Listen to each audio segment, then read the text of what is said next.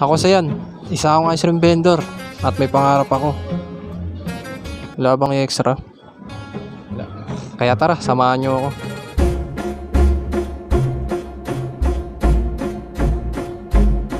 Nandito na nga ako sa labas at meron niyang batang makulit. Tinabi ko muna ngayong karo ko dito para linisin. Ginawa ko na ngayong basahan ko at sinimulan ko na ngayong paglilinis sa karo ko. Yung bata pala kanina, apo ko yun. Pero hindi ibig sabihin matanda na ako. Maaga kasi nag-asawa yung pamangkin ko. Mga kabataan talaga. Pagkatapos ko linisin yung karo ko, umalis na rin agad ako.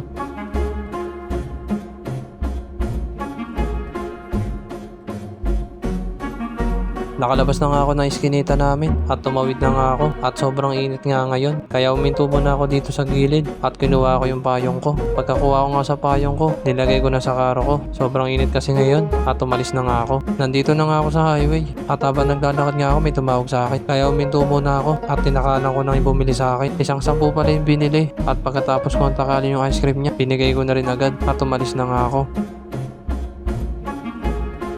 Nandito na nga ako sa Bacolase at umintumo na nga ako dito kasi ang daming tao. Sabi nandito daw yung Bulaga at ayun nga at nakita ko nga si Zombie. TikToker pala yun at ngayon nasa Bulaga na siya. At eto na nga palapit na nga si Zombie.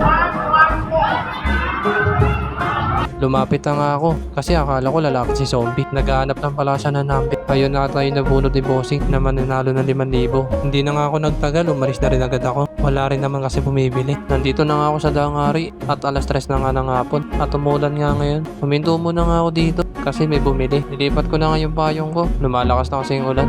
Kinuha ko na nga yung baso niya at tinakalan ko na nga siya. 20 pala yung binili niya. Pagkatapos ko takalin yung ice cream niya, binigay ko na rin agad. At binalik ko na yung payong ko at umalis na ako. Tumabi mo na nga ako dito sa gilid para sumilong. Nilipat ko na yung payong ko at eto nga yung panahon ngayon. Umuulan. Lagi na lang ganito pag tuwing hapon. Tumambay mo na nga ako dito kasi lumalakas yung ulan. Mahirap talaga maging solbetero lalo na pag gandong tag-ulan na. Wala kasi rin kinikita. Tumayo na nga ako kasi humihina na yung ulan. Pagkapunta ko nga sa karo ko, nilipat ko na yung payong ko at umalis na nga ako. Wala na pala akong magagawa kundi umuwi kasi pag gandong umulan na ng hapon, matumal na. Kaya uwi na lang ako. Nandito na nga ako sa dagat-dagatan at malapit na nga ito papuntan sa amin. At tumigil na nga rin yung ulan. Parang hindi nga umulan dito. Pauwi na nga ako. Kung nagusto mo pala yung ganitong video, pakilike naman sa share. Kahit yun lang, malaking bagay na sa akin yun. Hanggang dito na lang. Paalam.